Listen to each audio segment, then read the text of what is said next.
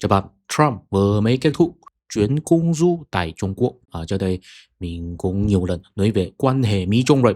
Mình thấy trừ phi ông Tập qua đây, bất cứ ai làm tổng thống Mỹ đều sẽ không thoát khỏi một bối cảnh lớn. Người Mỹ đã hiểu rõ chủ nhà tư bản sẽ không khiến Trung Quốc diễn biến hòa bình. Trung Quốc chỉ sẽ tiếp tục là một nhà nước cộng sản. Dù làm thương mại với Trung Quốc có rủi ro chính trị, nhưng muốn tách biệt kinh tế với Trung Quốc cũng không được, vì chưa có khu vực nào có thể thay thế vai trò nhà máy thế giới của Trung Quốc. Mặt khác, ông Tập muốn đánh Đài Loan, nhưng cũng được biết thế lực quân sự Trung Quốc hiện nay vẫn chưa đủ, cho nên phải hoãn binh trước đã. Trước đây, Trung Quốc đã trừng phạt Bộ trưởng Ngoại giao Mỹ Rubio vì phát ngôn về Tân Cương và Hồng Kông. Lần này thì phải quay xe đón nhận Rubio như quý khách. Và Rubio cũng rất hài hước, trên máy bay cố ý mặc quần áo thể thao y chang lúc Tổng thống Venezuela bị Mỹ bắt cóc. Ý là mỉa mai rằng nếu Trung Quốc có dám bắt cóc tôi khi đặt chân đến Trung Quốc không? Có lẽ chính vì muốn hoãn binh lần gặp gỡ này, ông Tập đặc biệt nhắc rằng Trung Quốc và Mỹ nên cùng khắc phục với Thucydides.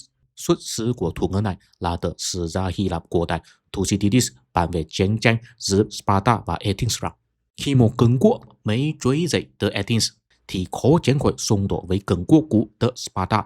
Mình thấy ông Tập dùng tiền của lịch sử này hình như có một chút không thích hợp, vì lịch sử cho thấy ban đầu là vì thể chế dân chủ của Athens diễn biến thành dân túy ngày càng liều lĩnh và màu tiến. Sau đó chính vì phát động một cuộc viễn chinh mà bị Sparta đánh bại trong tình thế dí dở đáy lão. Nói chung vấn đề là cường quốc trỗi dậy màu tiến, chứ không phải cường quốc cũ chèn ép. Tiền của lịch sử này nếu do Mỹ sử dụng thì thích hợp hơn, tức là Mỹ với tư cách cường quốc cũ cảnh cáo Trung Quốc đừng màu tiến, đừng thu hồi Đài Loan thì sẽ không có bấy Thucydides. Và bây giờ ông Tập nói muốn khắc phục bấy Thucydides, liệu ý của ông là Trung Quốc với tư cách cường quốc đang trỗi dậy sẽ không màu tiến, sẽ không thu hồi Đài Loan, Mỹ phải có niềm tin vào sự chân thành của Trung Quốc? Khó hiểu. Dù sao đi nữa, lần này ông Tập cũng thể hiện sự khiêm tốn. Trước đây ông Tập luôn nói Đông thăng Tây trầm, ý là Trung Quốc thăng sẽ thay thế nước Mỹ trầm. Còn bây giờ dùng tiền quốc với Thucydides thì có vẻ trước biểu Trung Quốc làm người thứ hai, Mỹ làm anh cả, và Trump thì đăng bài trên X bảo rằng trước đây ông Tập nói Mỹ suy yếu là vì Biden làm tổng thống, bây giờ thì trước biểu dưới sự lãnh đạo của tôi Mỹ ngày càng thăng lên.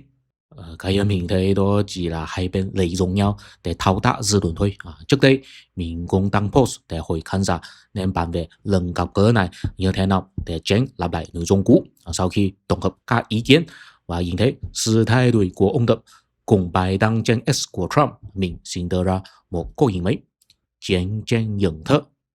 Các bạn có biết không, tổ sư của chiến tranh nhận thức chính là Liên Xô. Vì Liên Xô phát triển từ việc tuyên truyền cách mạng sau khi thành lập chính quyền rồi, cũng nhờ đó để gìn giữ lòng dân và phát động cách mạng thế giới. Sau Thế chiến 2, phương Tây vì muốn chống lại sự thâm nhập của chủ nhà cộng sản trong nước, cho nên cũng mô phỏng đối thủ Liên Xô để triển khai chiến tranh nhận thức.